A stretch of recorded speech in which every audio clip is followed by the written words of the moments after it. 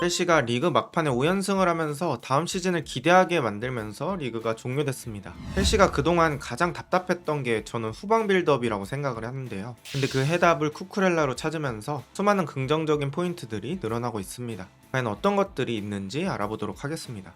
변화된 것 첫 번째는 후방 빌드업입니다. 제가 최근 첼시 영상에서도 많이 설명을 드렸으니 간단하게만 하고 넘어가겠습니다. 일단 첼시의 기존의 빌드업은 골키퍼를 기준으로 센터백이 좌우로 넓게 벌려서고 카이세도가 내려와서 공을 받는 단순한 빌드업 형태였습니다.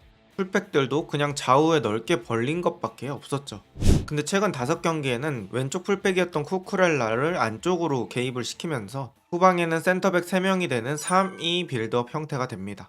여기서 3선에 있던 갤러거가 때에 따라서 왼쪽 측면으로 이동하면서 공을 받아주기도 하고 어떨 때는 왼쪽 윙어가 내려와주면서 공을 받아주기도 했습니다. 이렇게 되면서 1차 빌드업이 좋아지고 뒤에서 중원으로 나가는데 힘을 덜 쓰게 되면서 앞쪽에서 더 집중하면서 플레이할 수 있게 되었습니다. 모든 선순환이 시작된 것이죠.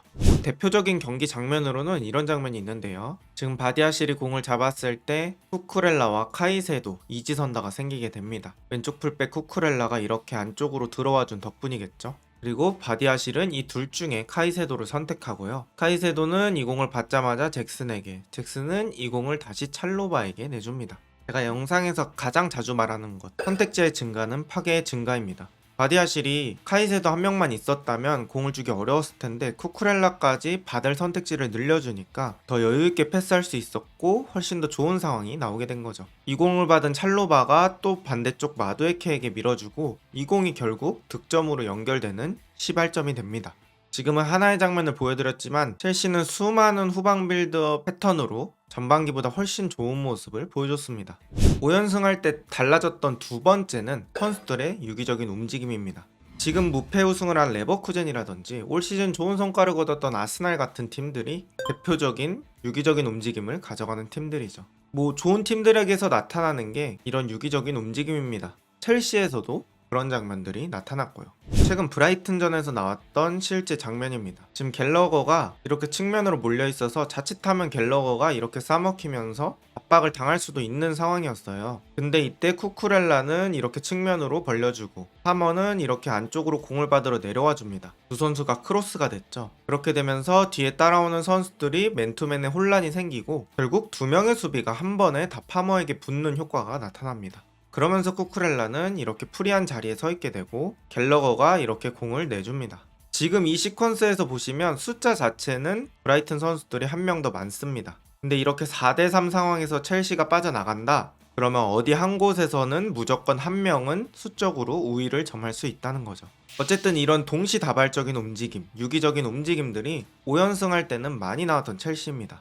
세 번째는 확실히 버텨주는 기둥들과 올라온 선수들입니다. 기존 선수들이 올라오는 동안에 핵심 선수인 기둥들이 하나둘씩 무너지면 결국 잘하는 선수의 숫자는 크게 변하지 않습니다. 하지만 첼시의 기둥들이 시즌 말까지 유지가 됐고 그렇게 벌어둔 시간에 기존 선수들도 올라오기 시작합니다. 예를 들면 첼시의 기둥인 선수들을 한번 말씀드려 볼게요. 첫 번째는 파머입니다. 이번 시즌 첼시를 멱살 잡고 끌고 갔던 선수죠.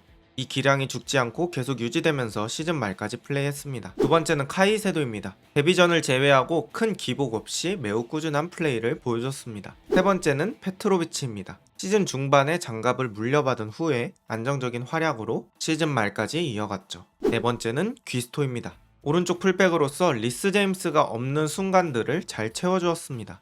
그리고 파머, 카이세도, 페트로비치, 귀스토라는 기둥이 있는 도중에 후반기에 조금씩 치고 올라오는 선수들이 생깁니다. 예를 들어 쿠쿠렐라, 후반기 5연승의 핵심 선수라고 볼 수 있죠. 그리고 니콜라 잭슨도 있습니다. 빅찬 스미스는 시즌 내내 고민거리긴 했지만 공격 과정에서의 움직임이나 가끔 나오는 번뜩이는 연계, 오프 더 볼 같은 건 막판으로 갈수록 확실히 좋아졌다고 느꼈습니다. 그리고 갤러거, 이 팀의 슈퍼 에이스다까지는 아니지만 스탯으로 보이지 않는 부분들을 많이 채워줬죠. 그리고 이 선수 정도는 아니지만 막판에 무드릭이나 마두에케 같은 윙어인 선수들도 시즌 초반보단 확실히 개선된 모습을 보여줬습니다. 그리고 네 번째는 확실해지는 경쟁체제입니다. 이 경쟁체제가 선순환을 되게 많이 일으키는데요. 첼시가 지금도 부상이 많긴 하지만 진짜 많은 선수가 부상이었을 때가 있었어요. 그때는 뛰는 선수만 뛰었죠. 그러다 보니 자기가 뛰더라도 뭐 주전에서 떨어질 거라는 걱정 그런 것들이 적었는데, 지금은 부상 선수가 꽤 다수가 돌아오면서 지금 뛰는 선수들도 무조건 주전이라는 보장이 없어졌고, 그런 것들이 경쟁 체제에 돌입하게 만든 게 아닌가 싶습니다. 예를 들어서 돌아온 리스 제임스라든지 은쿤쿠라든지 최근에 코릴도 명단에 합류했기 때문에 첼시에겐 좋은 상황이죠. 그리고 시즌이 이제 끝났잖아요. 뭐 경기 내적으로는 크게 부상당할 일이 없습니다. 그 와중에 치렐, 포파나, 라비아, 엔조 같은 선수들이 돌아오는 것을 대기하고 있고요. 뭐 이런 누구나 주전이 될 수 있다는 불확실한 경쟁 체제가 오히려 팀 전체적으로는 긍정적인 영향을 미치고 있습니다.